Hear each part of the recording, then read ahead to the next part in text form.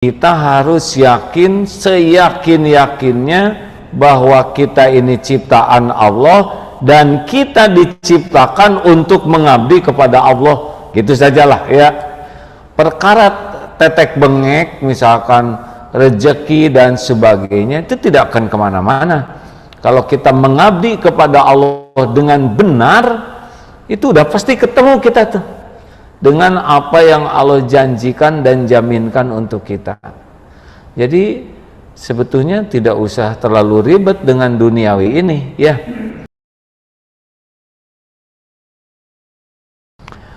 Sahabat-sahabat sekalian, alhamdulillah,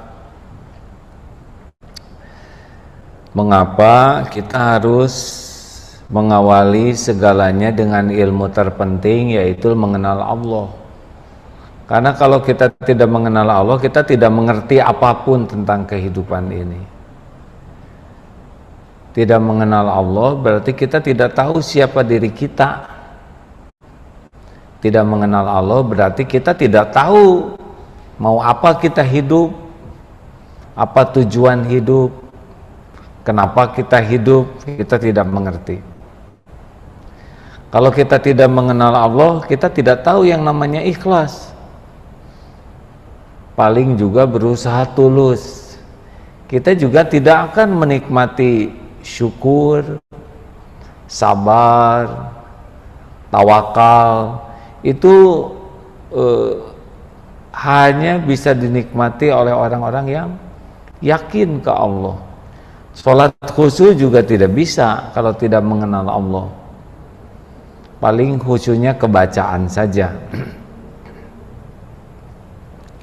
Bahagia tidak akan bisa sepenuhnya tanpa mengenal Allah.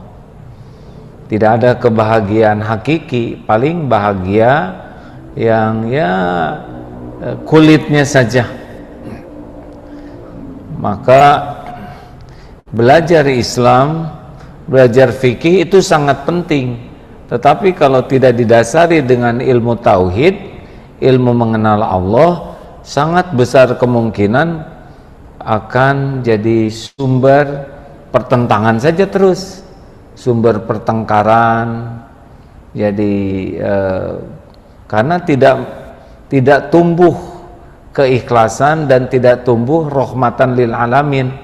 Jadi jangan heran kalau ada yang belajar agama Islam hanya fokus kepada ilmu fikih tetapi kepada ilmu akidahnya kurang. Maka kurang keindahan Islamnya, kecenderungannya bertengkar, saling adu argumen, saling menyakiti dan sangat menyedihkan. Tetapi belajar ilmu akidah tanpa belajar fikih ya tidak bisa, karena ini sudah satu paket. Innallaha la yanzuru ila suwarikum wa amwalikum walakin yanzuru ila qulubikum wa a'malikum. Sesungguhnya Allah tidak melihat rupa dan hartamu, tapi Allah melihat hati dan amalmu. Nah, hadirin sekalian, di dalam Al-Quran Allah memperkenalkan dirinya di banyak tempat. Ayat yang paling spesial, ayat kursi tentang Allah. Surat yang paling utama Al-Fatihah juga tentang Allah. Sepertiga Al-Quran, Al-Ikhlas, itu pun tentang Allah. Nah, kali ini kemarin kita baca surat Al-Hadid ayat 4 ya, itu tentang Asmaul Husna, dan sekarang surat Al-Hasyr ayat 23. Insya Allah kalau ada umur malam Jumat depan ayat 24-nya. Biasanya kita satu persatu asma Allah, tapi kali ini kita akan baca agar pada waktu kita membaca Al-Quran, khususnya surat ini, kita memahaminya. Agar pada waktu kita sholat membaca surat ini, kita memahaminya. Dan kalau kita mau wirid, kan ini dianjurkan juga nih ya, ba'da subuh, ba'da asar, salah satu di antara wiridnya adalah membaca surat Al-Hasyr. Ini pun akan kita nikmati kalau kita memahaminya. A'udzubillahi minasyaitonirrajim. Huwallahu alladzi la ilaha illahu al-malikul quddusus salamul mu'minul muhaiminul azizul jabbarul mutakabbir subhanallahi amma yusyrikun. AA membaca beberapa terjemah juga beberapa tafsir karena saya belum termasuk orang yang layak menafsirkan, jadi ini membantunya hanya dengan beberapa terjemah ya.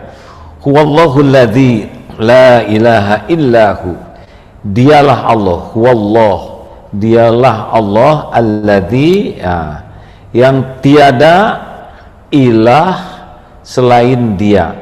Jadi begini, ini ada menafikan, ada mengisbatkan. Itu kunci tauhid, itu dua itu.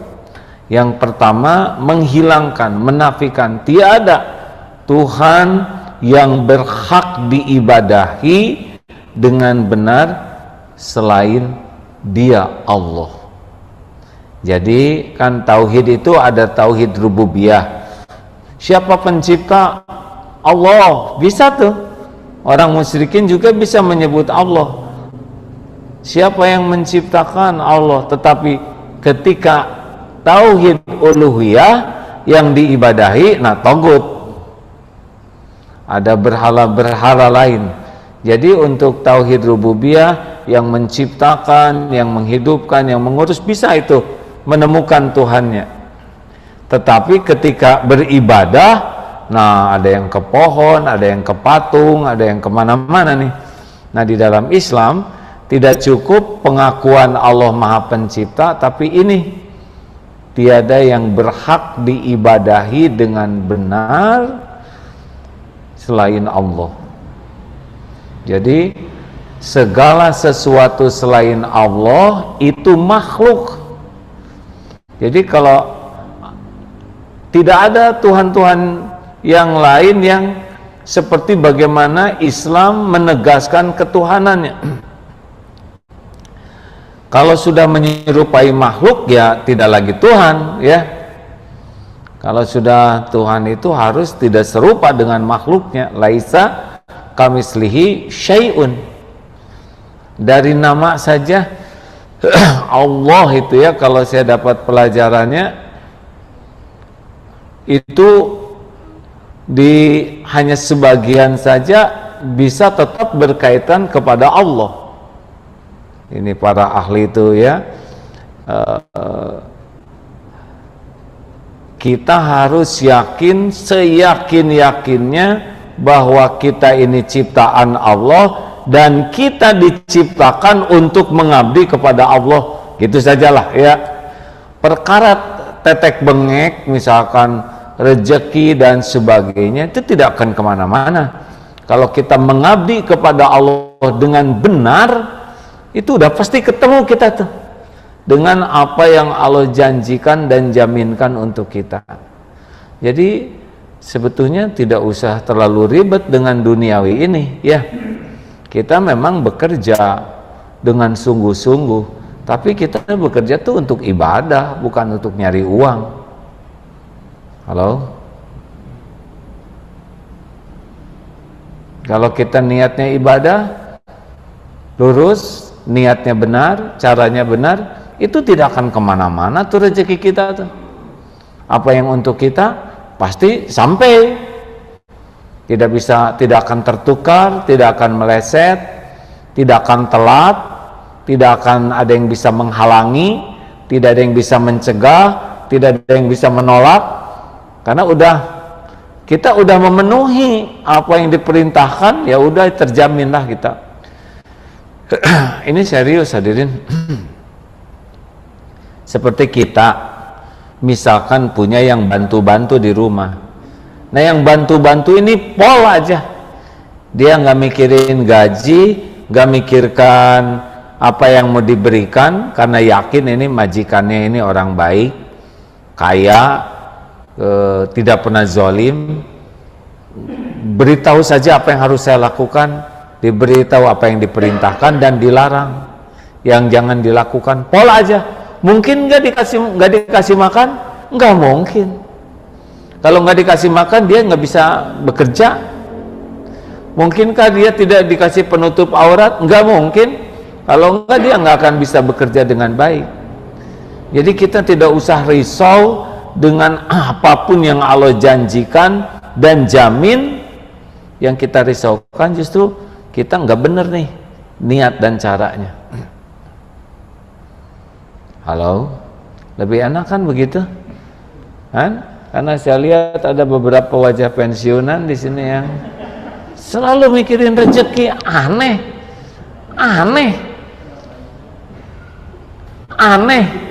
Hadirin, kalau berapa umurnya para pensiunan teh? 55, 56. Masa 56 tahun terjamin terus jadi curiga? Aneh, betul tidak? Kalau selama 56 tahun itu misalkan tidak terjamin, baru curiga. Ini dari janin di perut ibu terjamin, lahir jadi bayi terjamin, waktu kita culun balita terjamin, terus sampai pensiunan itu pun masih terjamin, masih curiga. Ini benar-benar kurang iman, betul? Halo? Saya tidak niat nyindir hadirin, tapi yang tertekan itu berarti dia ya.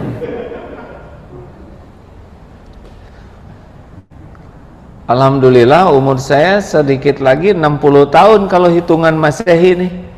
Gak ada tuh sehari aja Allah gak ngasih minum, gak ngasih makan, gak ada itu. Ada aja.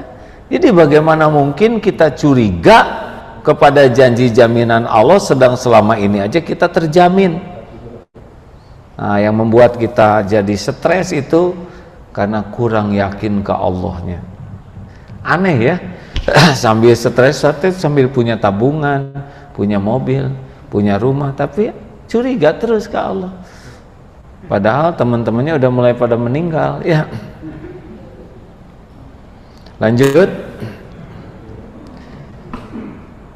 Jangan menuhankan siapapun. Apa itu ilah? Jadi ilah itu, dengar, nggak usah ngobrol ya. Pensiun mah pensiun aja, nggak usah diobrolin. Dengerin ini Pak, siapa sih ilah kita? Sederhananya begini, siapa yang paling mendominasi hati, mendominasi pikiran, mendominasi perasaan dan aktivitas kita? Itulah yang kita tuhankan. Kalau di sini uang, bangun tidur uang, harus cari uang, ngobrolin uang. Kalau dengar uang gembira, gak ada uang sedih. Dengan ada uang merasa terjamin, gak ada uang merasa terhina. Udah itu dia mengabdinya ke uang. Ada yang pangkat, jabatan, waduh musim mutasi itu kayak musim mutilasi, kasakusuk sana sini, sikut sini, mau apa? Udah itu juga pensiun. Ada yang belum pensiun udah keburu ditangkap ya, beres. Berapa lama jabatan itu kan? Berapa lama kasakusuknya, berapa lama? Jadi 2-3 tahun selesai ya. Biasa aja lah hidup mah ya, tidak akan kemana-mana kok. Takdir pangkat yang akan disandang ketemulah. Yang ngebagiin pangkat, jabatan, kedudukan Allah. Bukan sebagai karunia, tapi sebagai cobaan. Karunia itu kalau pangkatnya dipakai benar baru karunia. Seperti kita dikasih makan, itu belum jadi karunia asli, belum jadi kebaikan, baru sebagai cobaan. Kalau kita makan sambil bersyukur, baru jadi karunia asli, kebaikan. Jadi jangan kagum-kagum kepada orang yang dikasih dunia, karena itu mah dibagikan sesuka Allah kepada siapapun. Alhamdulillah, jazakallah khair. Ini komplek ini beda-beda rezekinya, nggak usah ngebanding-banding ya. Dibanding-banding juga nggak akan dikasihin ya. Iyalah, semuanya sudah ada kapling takdir masing-masing. Jangankan sekomplek, seibu sebapa aja beda-beda. Dan tidak selamanya, ini rumahnya paling bagus, belum tentu selamanya punya dia ya. Nanti giliran oleh Allah diambil rezekinya, habis itu dijual. Jangan heran yang rumahnya besar jadi kecil, yang asalnya ngontrak jadi punya rumah. Tidak usah heran, karena dalam hidup ini ada episode masing-masing. Tiap orang punya coupling takdir masing-masing. Dalam perjalanan hidup ada episode masing-masing. Beda-beda tuh episode tuh. Siapa yang nyangka kemarin gagah sekarang berbaring di rumah sakit? Kan? Tidak ada yang nyangka. Ada episodenya. Dan segala sesuatu itu ada waktunya. Dah, fokus aja jadi ibadah ya. Lanjut. Wallahul ladzi la ilaha illahu Al-Malikul Quddus. Al-Malik, Allah yang Maha Raja. Dialah Allah pemilik kerajaan langit dan bumi. Al-Malik. Semua yang jadi raja, jadi presiden, jadi menteri, jadi jabatan apapun, itu ditentukan oleh yang Maha Raja sebagai cobaan. Makanya dipisahkan di dalam surat apa tuh? Ali Imran ayat 26 ya. Qulillahumma malikal mulk tu'til mulka man tasya. Engkau berikan kekuasaan, kerajaan kepada siapa yang engkau kehendaki. Wa tanzi'ul mulka mimman tasya. Engkau ambil kekuasaan, kerajaan dari siapa yang engkau kehendaki. Wa tu'izzu man tasya. Engkau muliakan siapa yang engkau kehendaki. Wa tudzillu man tasya. Engkau hinakan siapa yang engkau kehendaki. Biyadikal khair. Di tanganmu lah segala kebajikan. Dalam biyadikal khair. Innaka ala kulli syai'in qadir. Sesungguhnya engkau maha kuasa atas segala-galanya. Jadi semua yang jadi presiden, menteri, jenderal itu mah Allah yang ngatur, Pak. Sebagai cobaan. Makanya dipisahkan antara jabatan dengan kemuliaan. Kalau jabatan itu dipakai benar, jadi pemimpin yang adil, pemimpin yang amanah, pemimpin yang jujur, maka barulah oleh Allah ditakdirkan mulia. Kalau jadi pemimpin zolim, pada waktunya diturunkan, turun. Mau punya kekuasaan sebesar apapun, waktunya diturunkan, turun. Tapi kalau dia zolim, adanya dihinakan, matinya juga dihinakan. Maka udahlah, biasa aja ya, jangan suka kagum-kagum. Waduh, saya punya saudara, punya jabatan ini, waduh, ini seneng, itu kartu namanya juga diawet-awet ya. Terus, ya bagus punya saudara, tapi nggak usah kesengsrem lah ya. Ini teman-teman saya ada yang jadi ini, jadi itu, ya udah, biasa ya. Dan itu cuman episode dari Allah. Kemuliaannya bukan pada casingnya, kalau dia menyikapinya dengan benar baru dia mulia. Ya, jadi Allah lah yang menguji. Jadi bukan karunia, karunia itu kalau disyukuri. Dan nggak harus soleh sih kalau mau dikasih dunia mah ya. Penjahat juga dikasih aja harta. Gangster, kartel Mandarin, Yakuza, orang-orang dolim juga kasih dunia oleh Allah dah. Mau jabatan Hitler dikasih, Mussolini dikasih, ya kasih. Jadi nggak usah kagum kepada siapa yang oleh Allah diuji. Kagum tuh kepada yang memilikinya saja. Al-Malik, Allah yang Maha Raja. Dan kalau Allah mau ngambil, ambil wae. Kekuasaan tuh nggak bisa ditahan kalau Allah mau ngambil ya. Nah, Al-Quddus, Maha Suci. Allah Maha Suci. Sebetulnya ya kalau perkataan begini teh kurang sopan. Allah Maha Suci dari perbuatan salah. Berarti itu ada peluang berbuat salah. Kurang sopan. Ada yang saya suka adalah Maha Suci Allah dari kesempurnaan apapun versi manusia. Kita kan menganggap Allah Maha Suci, tapi itu pasti tidak seberapa dibanding kemahasucian Allah, kemahasempurnaan Allah yang sesungguhnya. Udah pastilah nggak mungkin ada yang salah, ada yang kurang, ada yang meleset, ada yang ketukar. Itu tidak mungkin bagi Allah tuh hadirin. Semuanya presisi. Itu ada bayi yang lahir cacat, itu nggak cacat ya. Allah saja merancang sedemikian rupa sehingga Allah kehendaki seperti itu, dan Allah punya rencana sendiri. Rencana bagi orang tuanya, pahalanya beda, ya kan, kesabarannya beda. Maaf ya hadirin, seperti orang tua yang lahir anaknya punya kehususan. Itu perhitungan Allah tuh maha sempurna. Beda dengan yang lahir biasa-biasa, karena anaknya dirawatnya mengeluarkan tenaga, biaya, waktu, pikiran, belum lagi rewelnya, ya. Ini hitungannya tuh sempurna. Sangat boleh jadi itu anak yang menjadi jalan orang tuanya bisa jadi selamat, mulia di akhirat, karena perhitungan Allah maha sempurna. Mungkin orang melihatnya, wih anaknya begitu ya, punya kekurangan, padahal itu yang dalam perencanaan Allah tuh sangat menyelamatkan orang tuanya. Halo, ya ini Endut dengan Isoh, kakak beradik lumpuh. Pertama meninggal ibunya, tidak sesudah itu bapaknya meninggal.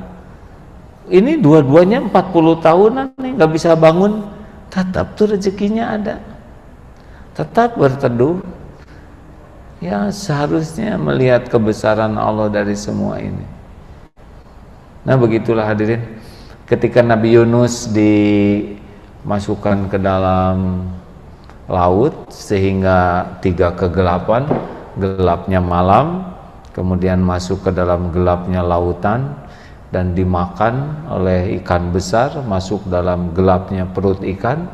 Coba apa doanya? La ilaha illa anta, tauhid nih ya, subhanaka, maha suci engkau. Artinya udahlah, mau digimanain juga pasti sempurna lah perbuatan Allah, walaupun itu udah di laut, udah malam, udah di perut ikan, tetap saja husnuzon. Tidak ada perbuatan Allah yang salah, yang kurang, yang meleset, yang tertukar. Sempurna semuanya. Walaupun kita dalam sangat sulit, tidak ada suudzon kepada Allah. Ini ketauhidan hadirin. Berbaik sangka terus kepada Allahnya, husnuzon, dan Allah subhanahu wa ta'ala, ana inda dhanni abdi bi, aku sesuai dengan prasangka hambaku. Ayo dalam perkovidan begini husnuzon terus. Pasti ada rahasia Allah di balik Covid. Tapi sekarang ada virus Delta, ya Delta plus katanya sekarang. Dan diomongin juga pusing sendiri. Mending dizikirin saja ya, karena virusnya juga bertasbih terus kepada Allah. Al-Qudusus salamul mu'minul, assalam, assalam itu yang maha sejahtera, mu'minun yang maha memberikan keamanan. Allahumma antas salam wa minkas salam. Pokoknya kesejahteraan lahir batin itu hanya datang dari Allah. Jadi kalau kita, dan tidak identik dengan banyak uang hadirin. Banyak uang belum tentu akan menjadi jalan keselamatan, kesejahteraan. Aslinya sih kalau makin banyak barang tuh makin banyak urusan. Dan makin mahal barang itu makin berat cobaannya. Makin ingin pamer, ya, makin ingin dipuji orang, makin takut rusak, takut jelek, takut ada saingan, takut dilaporkan ke KPK, capek ah. Dan ya masih ingat cerita dulu yang punya rumah di Perumnas, ini pensiunan, udah pensiunan lagi, maaf ya, karena biasanya wajah yang di depan ini menginspirasi. Kata suaminya, Bu, maaf ya, saya tidak bisa memberikan tempat tinggal yang bagus seperti tetangga.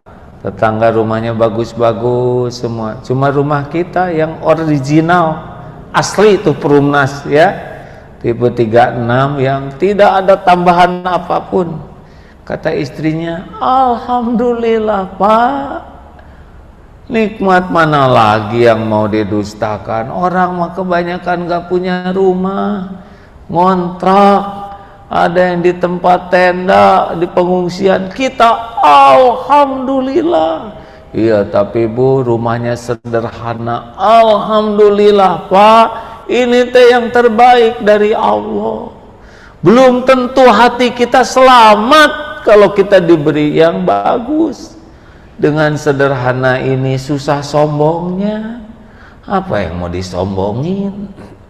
Dengan sederhana seperti ini, alhamdulillah, gampang ngurusnya.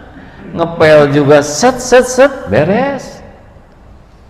Dengan rumah sederhana begini, tetangga nggak ada yang iri. Apa yang mau diiriin? Kecapek-capek tetangga iri ya. Dan rumah sederhana begini Pak, tidak diminatin maling. Maling juga masuk ke rumah kita prihatin. Kunci juga nggak di pintu, pintu terbalik. Pintu nggak dikunci juga, nggak pernah ada yang mau nyongkel. Nah, maling juga merasa mubazir. Dan yang paling lezat Pak, aduh ini kalau ingat ini nyesek nih. Di akhirat insya Allah ringan hisabnya. Belum tentu kuat, punya banyak barang, belum ujubnya, merasa beda dari yang lain, belum pamernya, aduh, belum lagi didengki temen, dicurigai wae, disangka hasil korupsi, belum lagi KPK, tukang pajak ngejar-ngejar, aduh stres, belum lagi takut rusak, biaya perawatan, aduh, udah nggak usah ngebanding-banding, syukuri yang ada, ya. Dah, pokoknya sejahtera mah di hati, bukan di uang dan casing, ya. Kemudian ya al-mu'minun yang memberikan keamanan, pemeliharaan, ya. Jadi kita bisa selamat, terlindungi ya oleh Allah, hadirin. Lahir batin dan akal kita tuh tiada yang bisa memberikan perlindungan. Wah, saya terancam Nah, yang ngancam kita itu pasti makhluk ciptaan Allah, nggak mungkin selain ciptaan Allah, betul? Dan yang ngancam kita itu makhluk yang diurus setiap saat oleh Allah. Siapa yang ngurus selain Allah? Benar? Jawab hadirin, jangan bikin emosi ya. Dan yang mengancam kita itu pasti takluk kepada kekuasaan Allah. Kalau Allah tidak izinkan, nggak akan celaka, nggak bisa. Kenapa Allah mengizinkan kita celaka? Karena Allah punya rencana terbaik. Yang boleh jadi menurut kita celaka, tapi Allah memberikan jalan jadi syahid masuk surga tanpa hisab. Atau kita dilukai seseorang, justru itu yang menjadi penggugur dosa kita. Yang susah gugurnya dengan sholat ibadah kita, tapi dengan dihina, dicaci, difitnah bisa rontok itu dosa, ya. Jadi tidak usah kecil hati. Makanya kalau kita dihina orang, sepanjang kita berusaha benar ya, nggak usah dendam kepada yang menghina. Tuhan kita kan Allah, bukan dia, betul? Jadi Tuhan kita tuh Allah, bukan orang yang memfitnah, bukan orang yang menghina. Ini sering diulangi. Siapa yang menciptakan kita? Jawab, Allah. Yang menghidupkan kita, yang mencukupi rezeki kita siapa? Yang menutupi aib dan dosa, yang bisa mengampuni semua dosa kita, yang bisa memberi pahala, yang mengangkat derajat siapa? Yang mengaruniakan husnul khotimah, yang bisa melapangkan kubur. Siapa yang bisa membuat kita masuk surga? Nah itu yang menghina bisa apa? Bisa menghina, dia bisa mencelakakan dirinya sendiri. Makanya jangan termakan waktu, pikiran, emosi kita kepada mereka, ya. Pokoknya mah Allah yang jaga kita. Al-Aziz, ya Jabbar, yang maha perkasa. Wah, tidak adalah yang bisa mengalahkan Allah. Siapalah petantang petenteng kasih COVID, udah berhenti petantang petentengnya, betul? Otot kawat, balung besi, leher beton, urat kabel, wajah asbes, diare, gak bisa apa-apa hadirin, ya. Ya, maaf bapak-bapak kalau ada di antara kita yang gagah perkasa, sudah tinggal kasih bakteri apa yang suka bikin sakit perut teh, amuba ya, disentri teh, udah yakinlah di WC ya. Gak bisa apa-apa, beneran. Tubuh ini sepenuhnya dikuasai Allah. Mau ngelawan Allah gimana kita ini? Sekarang sedunia lawan virus yang gak kelihatan aja udah ketakutan, termasuk kita, ya. Pangkat apapun, saya lihat itu sudah berapa pejabat di Indonesia yang meninggal? Pejabat, kiai, artis. Kita tidak nyangka nih grup-grup alumni, ya. Tiap hari giliran, dan sangat tidak disangka, ada yang lagi seneng-senengnya udahan. Tidak ada yang bisa melawan Allah, ya. Allah lah Al-Aziz, yang maha perkasa. Semua makhluk tiada daya, takluk kepada kehendaknya. Dan Allah maha kuasa atas segala-galanya, ya. Al-Jabbar, pokoknya kalau Allah menghendaki sesuatu udah pasti terjadilah. Sembuh, menang, jodoh, naik, haji. Wah, ini lagi susah haji nih. Kalau ada Allah takdirkan kamu haji, pasti haji tuh. Saya tidak punya uang, gak ada masalah, nanti akan ada jalannya. Makanya kalau orang yakin kepada Allah, dia tidak pernah putus asa. Karena dia tahu Allah maha kuasa atas segala-galanya, ya.